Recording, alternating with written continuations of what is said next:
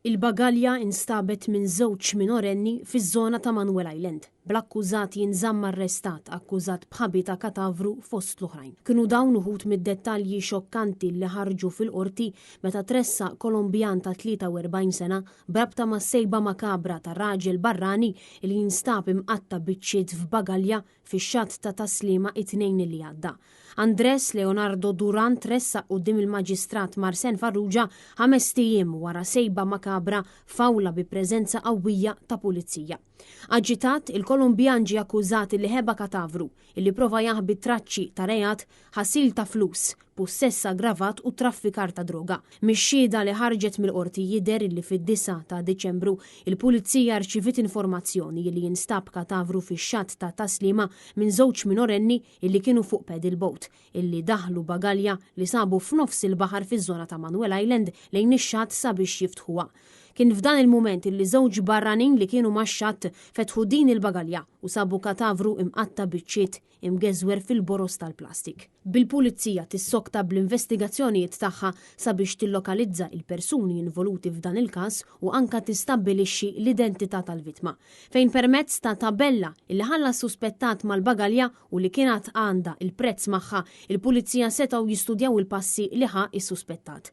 Min diversi filmati ta' CCTV, il-pulizija sabu illi l-persuna involuta fir-rimi ta' dan il-katavru xtara l-bagalja u l-mannara minn ħanut f'San Ġwan propju lejlit is-sejba tal-katavru, ċoe il-ħadd 8 ta' Diċembru. Bil-pulizija jidentifikaw il-Kolombjan mis-CCTV u għaldaqstant jarrestawh fit-12 ta' Diċembru fir-residenza tiegħu fl-Imsida fejn ġiet lokalizzata wkoll il-mannara illi jintużat f'dan ir-rejat.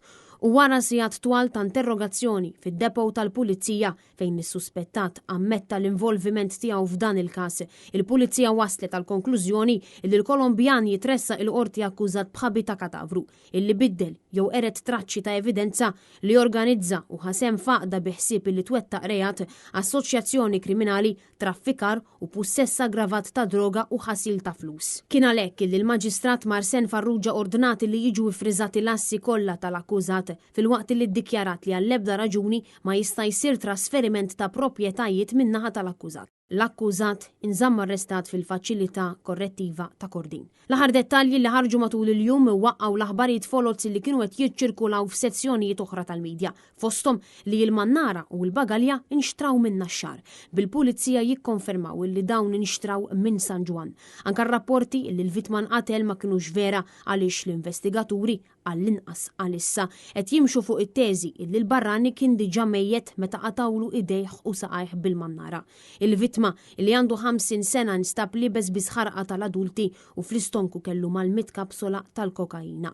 Il-prosekuzzjoni tmexxiet mill-Ispettur Wayne Camilleri u Kert Zara bl-avukati min-naħa tal-Uffiċċju tal-Avukat Ġenerali kunu Kejli Bonnet u Dejan Darmanin, fil-waqt li għall-akkużat deret l-avukat Janika Barbara Sant.